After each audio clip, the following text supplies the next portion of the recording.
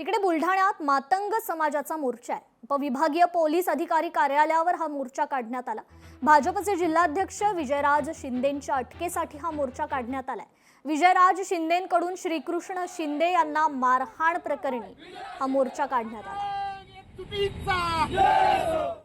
भाजपा जिल्हाध्यक्ष विजयराज शिंदे, भाजपा शहर अध्यक्ष मंदार बाहेकर आणि त्यांचे इतर 7-8 साथीदार यांनी मला मांगट्या म्हणून जातीवकील स्वीकार केली आणि सगळ्यांनी मला लाथाबुक्क्याने मारहाण केली। त्या विरोधात मी त्याच दिवशी पोलीस स्टेशनला FIR दाखल केला। शासनाने कोणतीच दखल घेतलेली नाही, पोलीस प्रशासनाने कोणतीच दखल घेतलेली नाही। सुधीर पाटील DYSP यांनी आम्हाला आश्वासन दिलं की येणाऱ्या 17 तारखेपर्यंत आम्ही त्यांना या गुन्ह्यात अटक करू आणि त्यांच्यावर कायदेशीर कारवाई करू।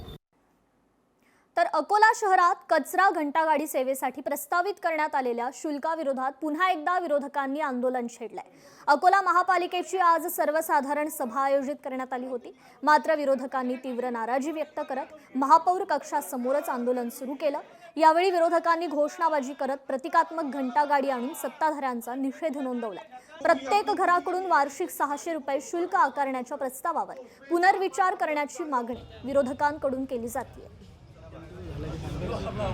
कुठे गंभीर आहे? त्यांनी काल मला जे पत्र दिलं त्यात त्यांनी लिहिलं ना, कचरा उचलला जात नाही, घंटागाडी येत नाही आणि 600 रुपये माफ करा। अरे हे येत नाही म्हणजे माफ करून थोडी येणार आहे?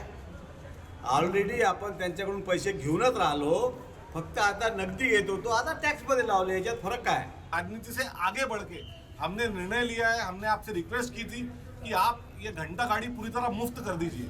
आज ये ठराव ऊपर है, हमें जो वहाँ से पता चला है कि इसको भारतीय जनता पार्टी बिल्कुल भी सुनने को तैयार नहीं है। हम एक बार फिर उनसे विनती कर रहे हैं कि आपने ठराव पारित करने के लिए हम लोगों को सभागृह से निलंबित किया, लेकिन हम आज सभागृह के बाहर से आपसे विनती करते हैं कि ये 600 रुपये प्रति घर से जो आप लेने का जो प्रस्ताव आपका है, इसको आप खारिज करिए और घंटा गाड़ी शहर के नागरिकों को मुफ्त में दीजिए।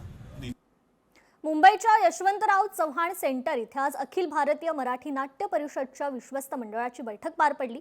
मराठी रंगभूमीचे जतन, संवर्धन आणि सर्वांगीण विकासाच्या दृष्टीने विविध महत्त्वपूर्ण विषयांवर यावेळी सखोल चर्चा करण्यात आली।